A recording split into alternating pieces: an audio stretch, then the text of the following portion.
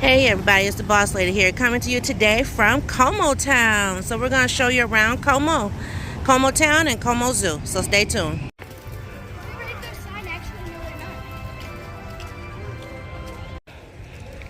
See the lily pads?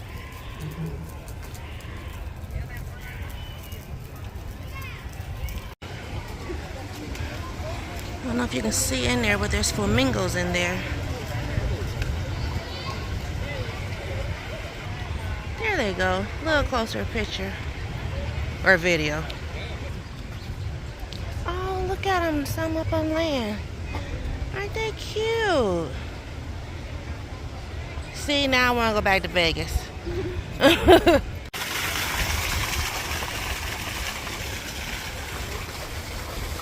Little duckies. Any gorillas? I don't see none. This is the gorilla area, but we don't see them.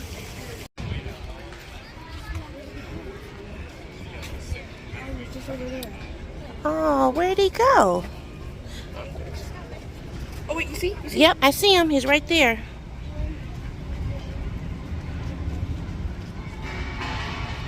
Oh, he's raising his head up. He's like playing, going up and down. Yeah. It's probably cooler in the water than being out. Plus, he's getting ready for his show. Oh, the girl bunny. Showing you his belly. Belly button.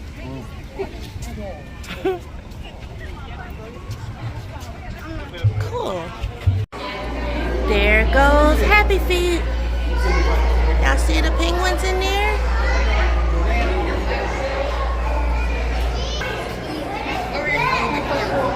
This one clear? Okay. Here's some more of the penguins. Getting ready for the Sparky show. The type of training we do with our pinnipeds. So raise your hand if you've heard the word pinniped before. I just said it now. Okay, a couple of you. Now raise your hands if you've never heard the word pinniped before. Until about 5 seconds ago. A lot more of you. That is okay. We are in Minnesota. You don't tend to run into a lot of pinnipeds just strolling down the sidewalk. So pinniped is a fancy way of saying fin-footed animal. And we use it to describe members of 3 different groups of marine mammals. So one group of pinnipeds are seals, and we have 2 harbor seals and a gray seal here in Como. Another group of pinnipeds are sea lions, and we have 3 California sea lions here in Como. If everything goes according to plan, we'll be joined by 2 of them in a minute or so. But when you do anything with living things that make their own decisions, you never know where things are going to go. At this point in the show, I never know how things are going to turn out. So it's exciting for everyone that way. Now, there is a 3rd group of pinnipeds. We don't have any here, so I can never remember what they're called. So can you guys help me out? I'll give you a hint. They get to be about the size of a polar bear. They have magnificent beards. They have long tusks. What's that? The walruses, right, thank you. So seals, sea lions, and walruses. Now the type of training we do with our seals and sea lions is called operant conditioning with positive reinforcement. It's been a tradition here at Como since 1956. If you have seen a Sparky show in the past in our old amphitheater, you might notice things look a little different these days. So we are actually able to train more than just one sea lion. So there's more than just Sparky. So joining us this afternoon, giving you a nice wave and cheering you guys on as well, that is Subi. She is our current Sparky number 7. And next to her, this big guy wearing a dark coat, that is Nico. Nico is our 7-year-old sea lion, and he's the only boy of the 3. Now, are there any 7-year-old humans out in the audience? All right, a couple of you. So, you 7-year-old humans, you have something in common with Nico. It is your attention spans. I can tell who's a parent of a current 7-year-old right now. So this training is entirely voluntary. They are here on stage with us because they chose to participate in this show. If at any point either one of them decides that they're not interested in training anymore, usually that's Nico, we'll let them go off and do something else, and we'll come back and train them again later. Right off the bat is impressing you all with her. What should we call that? It's not really a handstand because sea lions don't have hands. A chin stand, maybe?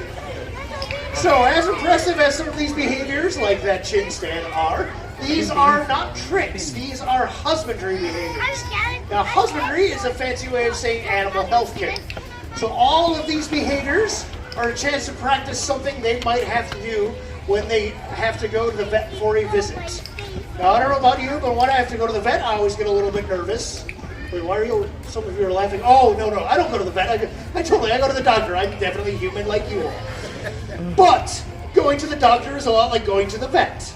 You might not always know what to expect. You might not know what they're expecting of you. So by practicing it every day, and they do training sessions like this 3 times a day, they know exactly what to expect. Subi right up front here was demonstrating a body present.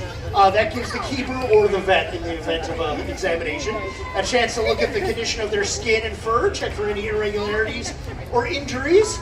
We'll also do things where we can check the range of motion of their flippers. We'll also check their agility and their balance. As Subi is demonstrating, she has excellent balance to do a little sea lion jig. Now, sea lions and seals both hunt fish in the fish's native element, so they have to be excellent swimmers.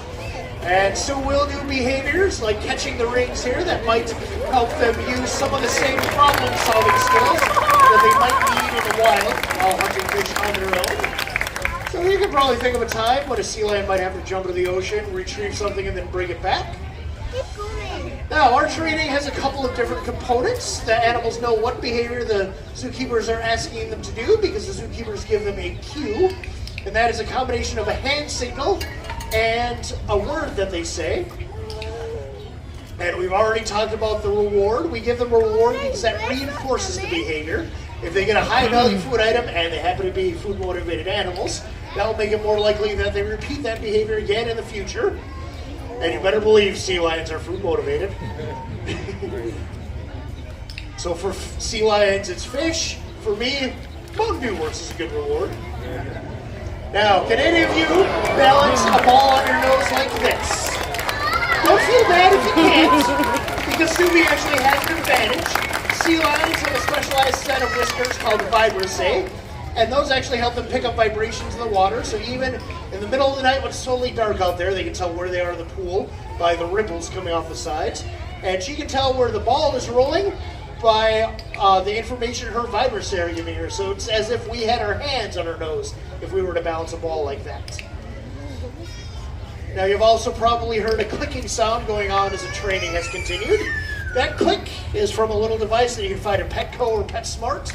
You've probably seen training really similar to this done with dogs. The dog trainers actually borrowed it from marine mammal trainers. So animals like this did this kind of training first. But now it's kind of become the standard, and so we will do training sessions like this with almost all of our animals. Now, as I mentioned, these guys are sea lions, and they are different from seals. So Subi is demonstrating she's able to move forward and even go in reverse on her flippers.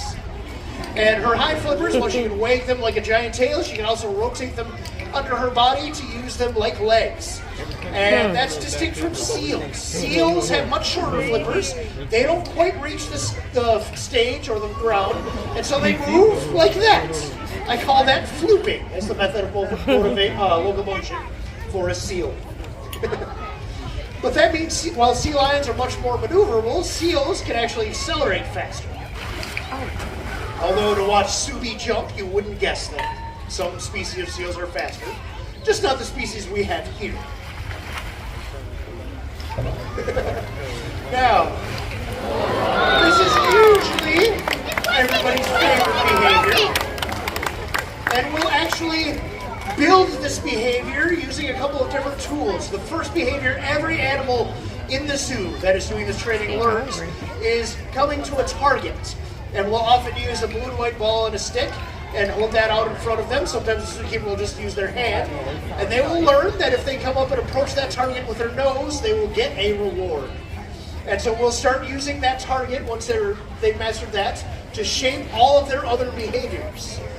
And so when Subi was first learning to jump through the hoop, we did it with a target. And then when We were sure she knew that. We slowly moved the target away until she just is able to do it just like she does now. So my personal favorite part of the show is right now, I like to call it pinniped popsicles.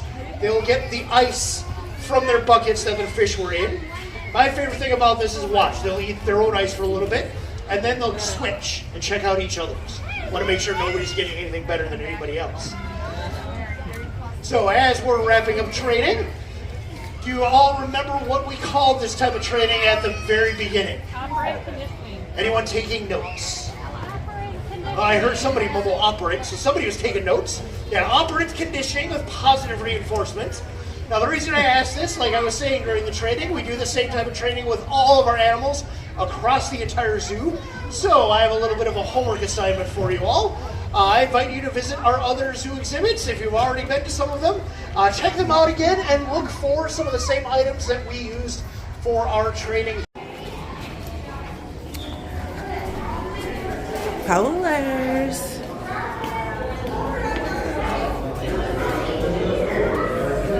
Can we see them anywhere?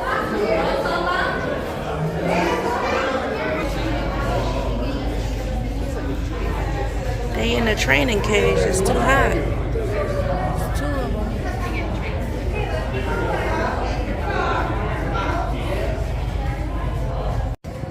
Y'all, it's hotter than ever out here. We're getting a icy snack right now, and then we're gonna look at a few more animals. Zebra chilling in the shade. It's hot. There are the gorillas, guys. I misspoke at the other spot. That was for orangutans. But here are the gorillas. There's a baby. Right there. Oh.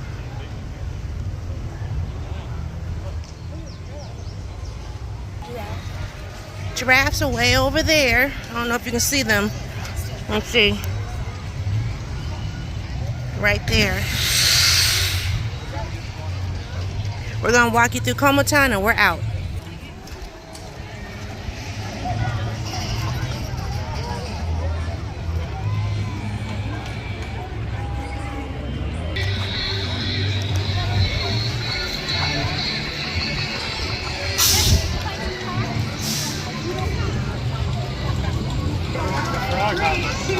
Here we go.